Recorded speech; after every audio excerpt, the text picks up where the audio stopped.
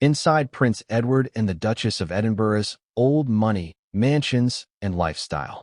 They are perhaps the most discreet royals, rarely making headlines, never courting scandal.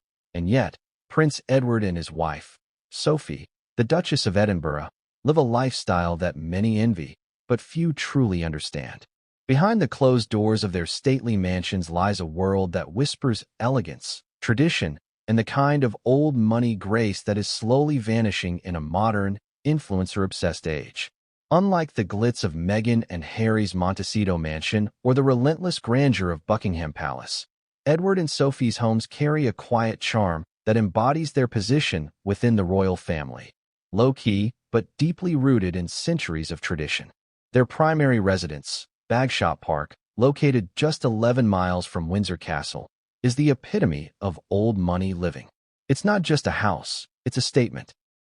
A sprawling 120-room estate on 51 acres of private parkland, the mansion was a wedding gift from the late Queen Elizabeth II, and its history stretches back to the 17th century. But Bagshot Park isn't some glossy modern estate. No social media tours or celebrity design overhauls here. Instead, the home is filled with antique oak furniture, walls lined with oil paintings of long-gone ancestors, and the smell of old books and quiet libraries that seem frozen in time. Guests describe the interiors as cozy, not palatial, a lived-in elegance with faded rugs, flickering fireplaces, and creaking floorboards that echo generations of quiet power. There are no crystal chandeliers flown in from Italy. No Instagram-worthy golden bathtubs. The luxury here is inherited, not flaunted. That's the essence of old money. It's about understatement, steeped in customs and understated codes of wealth that say, if you know, you know. In public, Edward and Sophie are often overlooked compared to their more sensational relatives. But that suits them just fine. The Duke of Edinburgh has quietly carried out royal duties for decades, taking over many of Prince Philip's patronages and upholding ceremonial roles across the UK. Sophie, for her part, has become one of the most hardworking members of the firm, championing causes like gender-based violence, vision care, and disability rights with quiet, consistent dedication. But it's not just their dedication to duty that reveals their aristocratic poise, it's their entire way of life. Their weekends are a throwback to an earlier era. Think pheasant shoots with tweed jackets, countryside picnics, and long walks with their dogs in the forested estate surrounding their home.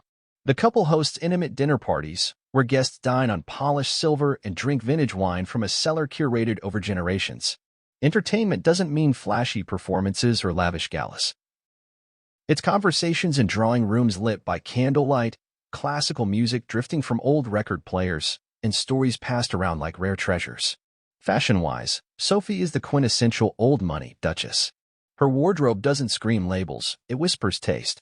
She favors tailored coats, muted colors, and elegant silhouettes from British heritage brands like Amelia Wickstead, Susanna London, and Erdem.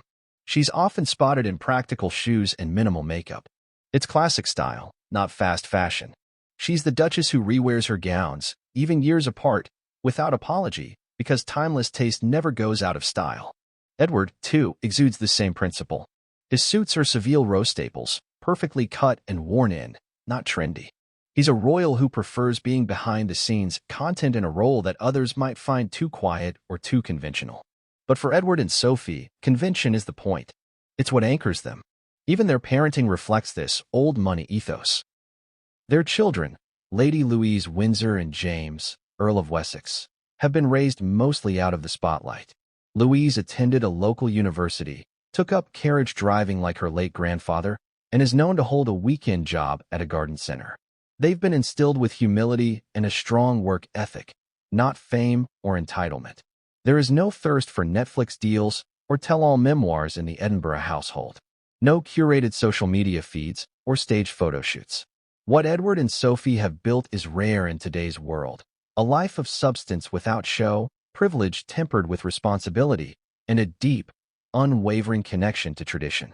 In an age where wealth often screams for attention, the Duke and Duchess of Edinburgh represent the soft power of quiet nobility, proof that true class doesn't need an audience.